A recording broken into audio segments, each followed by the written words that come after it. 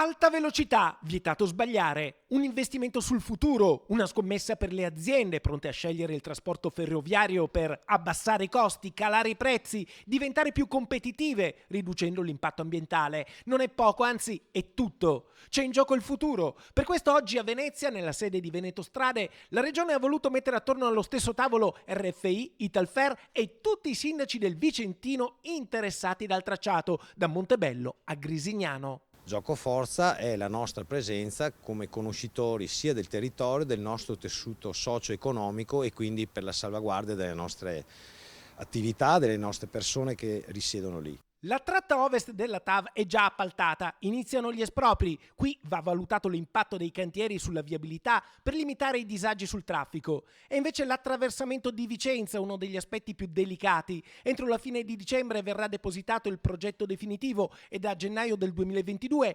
inizierà la progettazione dell'uscita a est verso Padova. A Grisignano, fondamentalmente attraversando a nord, i binari a nord, viene confermato quello che è il rifacimento della nostra stazione ferroviaria. Una cosa positiva è che il nostro cavalcavia, un po' storico, dove passa la nostra Treviso-Stiglia, che è un nostro gioiellino, no, è un progetto strategico della regione, non verrà abbattuto e quindi riusciranno a passare nei fori già presenti, e quindi questa la ritengo una cosa molto positiva. Poi per Padova ovviamente proseguono sempre sulla parte nord e quindi andranno a collegarsi a quella che è la stazione di Padova. Ed è proprio la tratta verso Padova, in fase di elaborazione, che riserva le maggiori incognite, a cominciare dal famoso Salto del Montone, laddove i nuovi binari scavalleranno quelli della linea storica.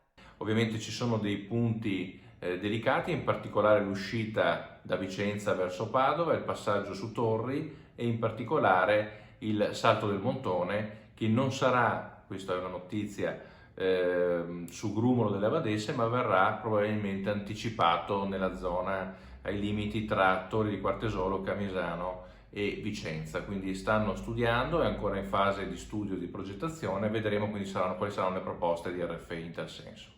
Quel che è certo è che la TAV oggi è una grande opportunità, ma per essere realizzata richiederà anni. L'attraversamento di Vicenza comporterà lavori e cantieri che trasformeranno la città e la porteranno dritta nel futuro.